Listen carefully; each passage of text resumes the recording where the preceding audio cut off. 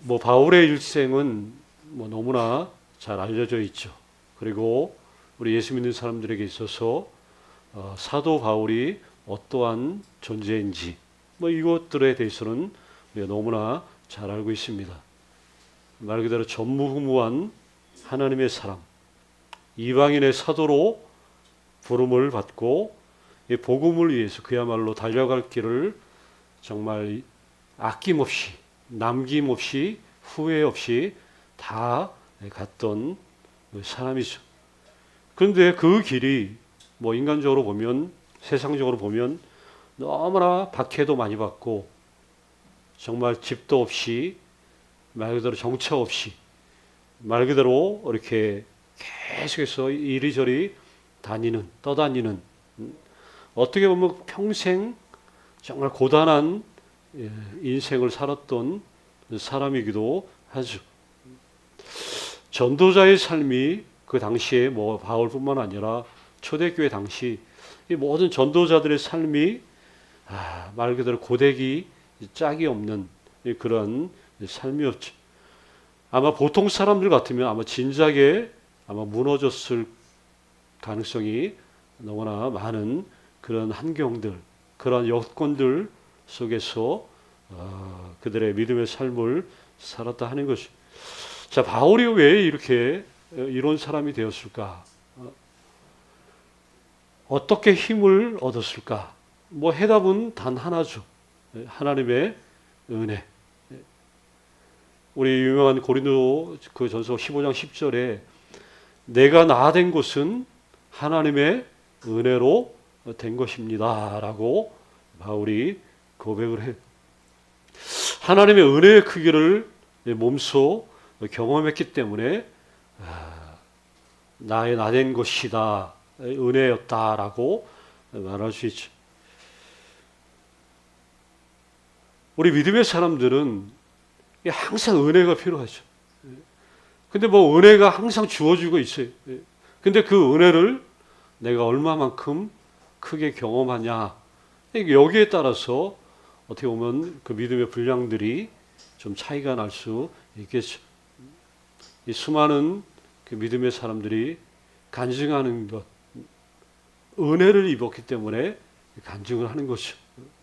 삶은 다르고 상황은 다 다르고 그런데 거기에서 경험했던 하나님의 은혜가 그 자리에 서게 하고 또 주님을 증거하고 주님에 대해서 그 놀라운 일들을 말하는 입술이 된 거다 하는 거죠.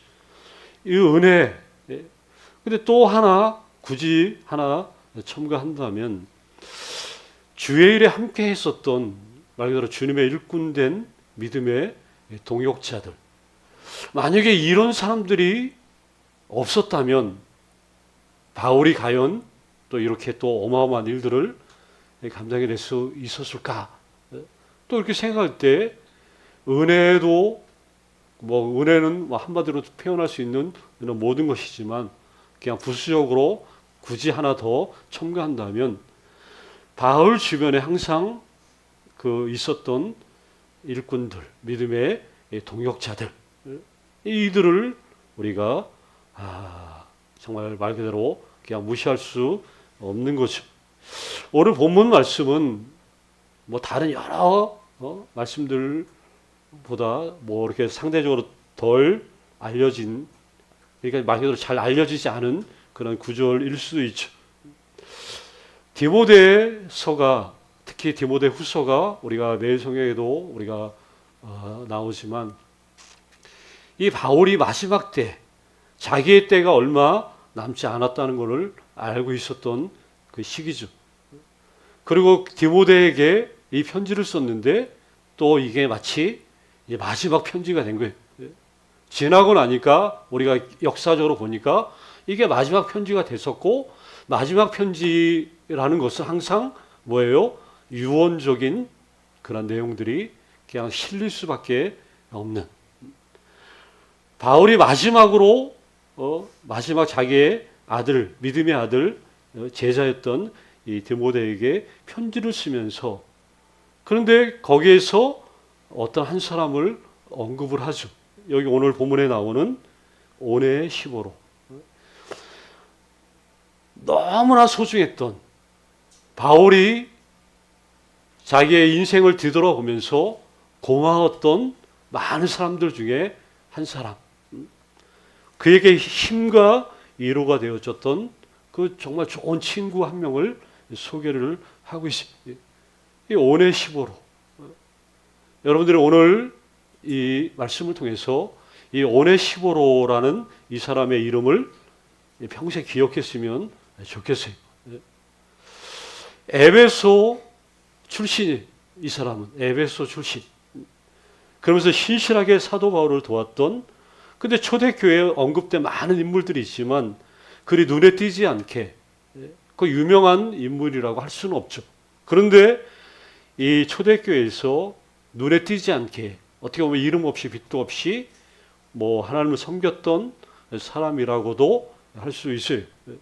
바울이 오늘 본문의 16절에 이렇게 얘기하죠.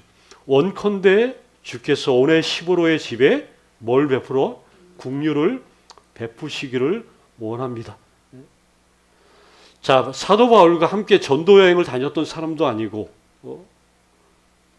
그냥 어떻게 보면 이 에베소에서 아마 만난 사람 같아요. 에베소에서 바울이 복음을 전할 때 아마 바울의 복음을 전한 복음을 듣고 예수님을 만났던 아마 그런 사람 같아요. 그리고 계속해서 그 에베소 자기가 살던 지역에서 살면서 그 지역 교회를 섬겼던 그런 사람이었던 것 같아요.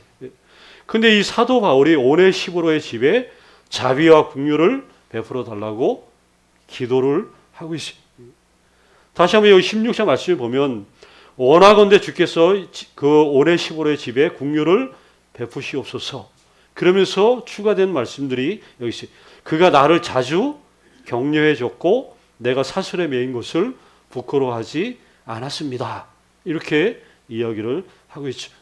이제 액면 그대로 이 구절을 그대로 보면 한마디로 말하면 바울에게 있어서 오네시보로는 그러니까 쉽게 말하면 이런 거예요. 어떤 숨통을 틔워준 사람. 바울의 숨통을 이렇게 틔워준. 바울의 말 그대로 어떻게 보면 그 오도 가도 못하는 그런 상황 속에서 마치 새바람을 불어넣는 그런 역할을 한 사람. 이렇게 이해를 하면 됩니다. 자, 오늘 본문 말씀에 보면 오네시보로가 어떤 사람인지 적어도 세 가지 정도 설명을 할 수 있어요. 세 가지. 첫 번째, 오네시보로는 어떤 사람이었냐? 마음을 소생케 하는 자였다 하는 거예요. 마음을 어떻게 해요? 소생케 하는. 자, 이 16절에 바울이 그를 칭찬하면서 그가 나를 자주 격려해 줬다. 격려해 줬다는 말은 용기를 북돋아 줬다는 얘기죠. 자, 오네시보로는 바울의 말씀을 듣고 회심한 이후로 그리고 말씀대로 예수님을 섬겼던 에베소 교회에서 섬겼던 그런 사람인데 이 사람의 특징이 바로 이런 거예요. 다른 사람을 높여주고 또 그 사람들의 기쁨을 위해서 기꺼이 헌신했던 그 사람.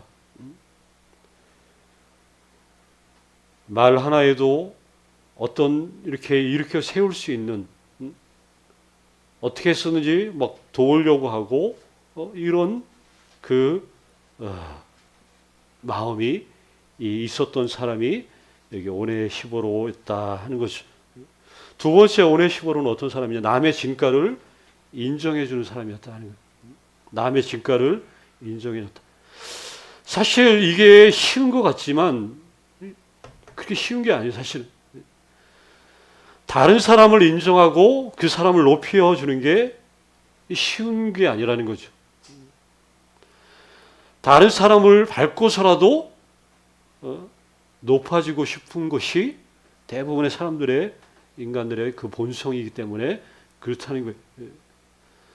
우리가 세상에 흔히 뭐 여러 종류, 뭐 사람들의 종류를 뭐 이렇게 구분하는 것들은 뭐 수도 없지 많지만 뭐 이렇게 교회 뭐라든가 뭐 이렇게 보면 세 가지 정도 주도자가 있고 또 하나는 조력자, 하나는 방관자가 있을 수 있어요.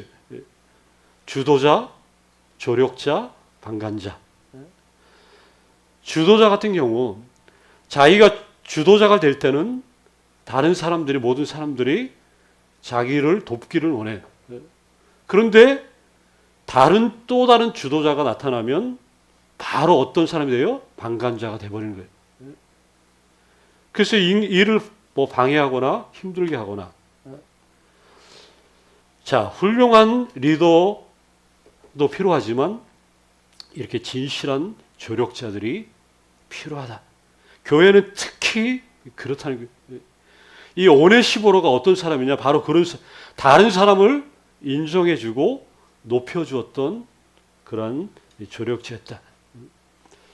자, 그 디모데후서 그 1장 우리가 1절 아시고 6절에 보면 이제 뭐 나의 여기 사슬에 매인 것 부끄러워하지 여기 16절에 나오죠. 내가 사슬에 매인 것을 부끄러워하지 않았다. 바울이 로마 옥에 갇혀 있을 때 여기 이거를 부끄러워하지 않았다. 자, 이것도 우리 잘 생각해 봐야죠. 옥에 갇혀 있는데 부끄러워하지 않았다.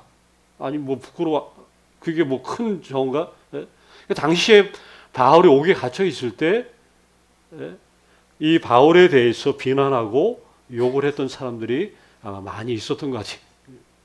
그러니까 우리는 옛날에도 그렇지만 사람들이 우리가 그러니까 이게 저런 거죠. 쉽게 말하면 뭔가 잘 되면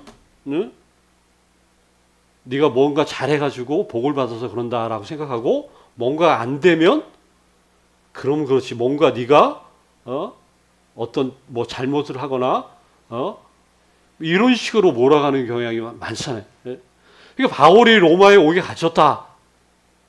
그러면 사람들은 생각할 때 이렇게 애썼는데 이게 아니라 또 한편으로는 뭔가가 문제가 있어서 뭔가가 잘못해서 이렇게 생각하는 그 사람들도 있었다는 것입니다.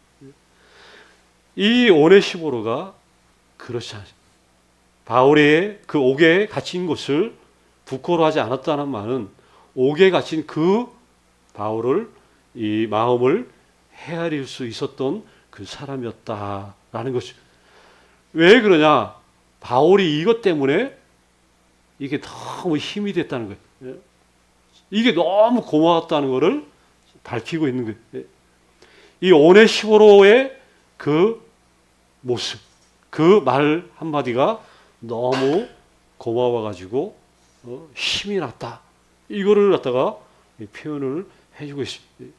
근데 가만 보니까 뭐 우리가 사는 사람들을 힘을 주고 용기를 북돋고 근데 이런 거 다 보면 뭘로 하는 거예요? 말로 하는 거예요. 말로.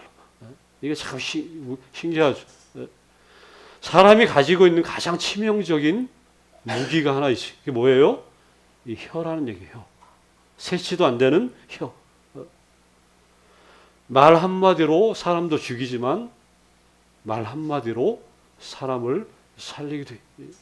감옥에 갇혀있는 이 사람이 바울에게 이 사람이 뭘 얼마나 했길래 바울이 위로를 받고 힘을 얻는 다른 게 아니겠죠. 말이겠죠. 그렇죠?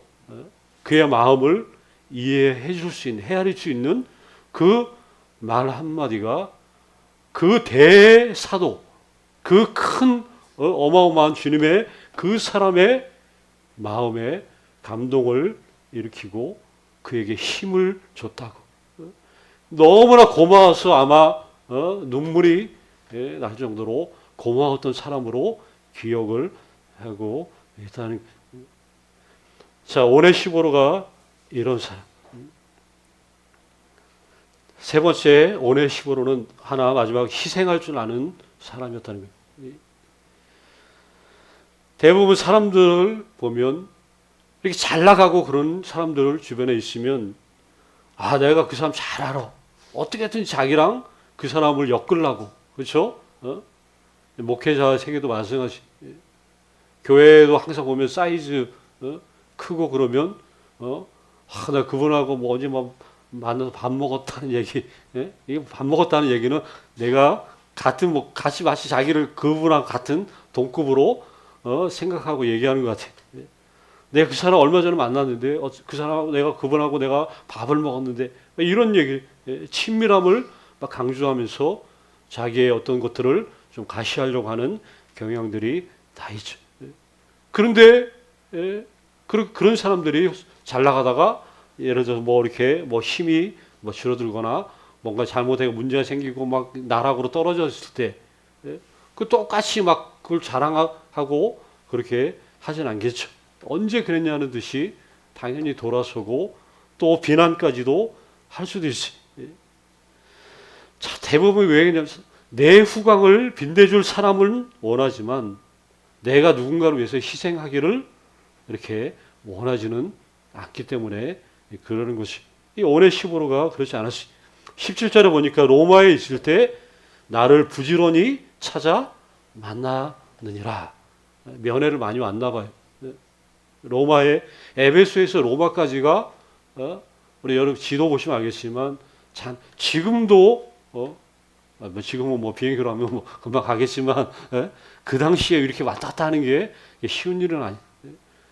자, 자주 부지런히 찾아 만나다.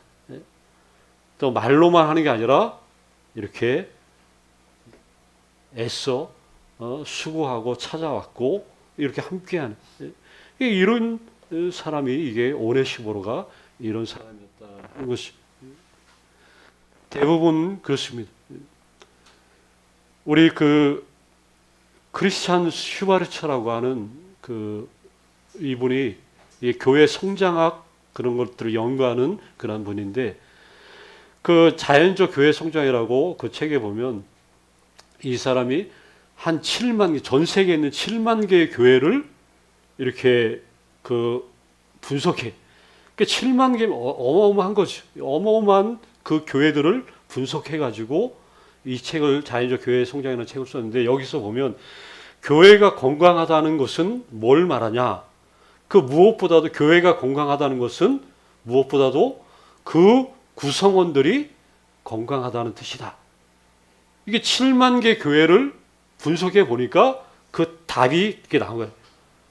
건강한 교회의 특징을 보니까 다른 게 뭐 특출난 게 아니라 그 구성원들이 건강한 그 교회는 교회가 건강하더라. 구성원들이 그 누구예요? 성도분들이 그 교인들이 건강한 교회는 교회가 건강하다. 뭐 집도 마찬가지죠. 집이 얼마나 잘 꾸며지고 얼마나 크고 넓고 좋고 이게 문제가 아니라 그 집안에 그 사는 그 사람이 누구냐 어떤 사람이냐에 따라서 분위기가 달라질 수 있다는 거예요. 그러니까 생명력을 일으키는 요인들은 여기에 있는 거예요. 다른 외적인 요인이 아니라 그 구성원 자체가 어떤 사람이냐에 따라서 그 생명력을 과연 불어 넣어주냐 그렇지 않느냐 이런 차이가 난다는 것이죠. 교회도 똑같죠. 생명력을 일으키는 그런 요인이 가득한 교회. 뭐 들어서자마자 아마 느낌이 다르고 어떤 교회들은 그냥 입구부터 딱 들어가면 벌써부터 은혜가 있다는 걸 알고 어느 사람 입구부터 안에서 들려오는 찬양 소리에 벌써부터 마음들이 무너지는 그런 것이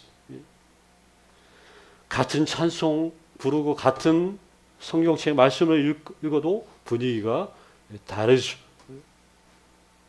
막 환영해주고 이것저것 챙겨주려고 애쓰고 막 이런 그 모습들. 그러니까 이런 구성원들이 따라서 교회의 이런 전반적인 그런 부분들도 달라질 수 있다는 것이. 아마 오네시모로 이런 사람들이 구성원들이 되었을 때 얼마나 교회도 달라질까 이런 것들을 우리가 알 수 있다는 것이죠. 자, 어쨌든 이렇게 오네시모로 바울을 도왔고 바울을 위해서 함께 마음을 나눴고, 우리 구호처럼 똑같아요. 사람에게는 정말 진심으로, 하나님께는 전심으로 그 마음 가지고 이렇게 했던 삶. 그러니까 이런 사람 때문에 바울이 바울 된 거 아니겠어요? 그렇죠?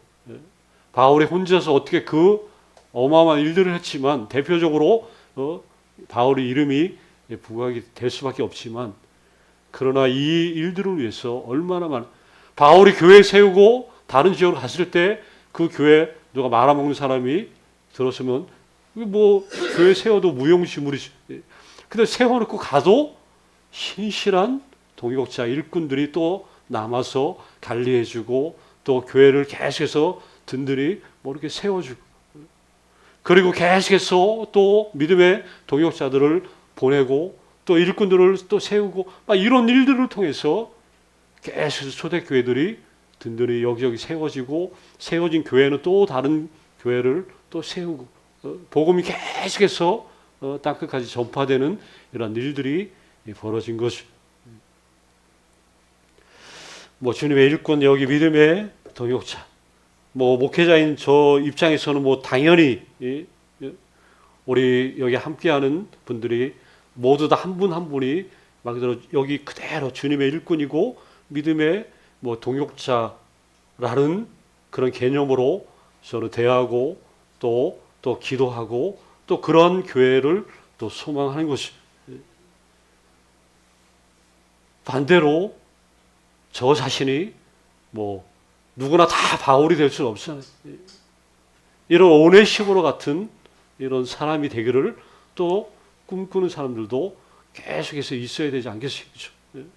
여기 누가 이렇게 됐으면 좋겠다라고 바라는 누군가 제3자가 바라는 것보다 내 스스로가 이렇게 오네시모로 같은 이런 사람이 돼야지, 아니 되기를 원한다라고 저 앞에 기도할 수 있는 이런 일들이 좀 있었으면 얼마나 더 좋겠나, 뭐 이런 생각을 많이 가지.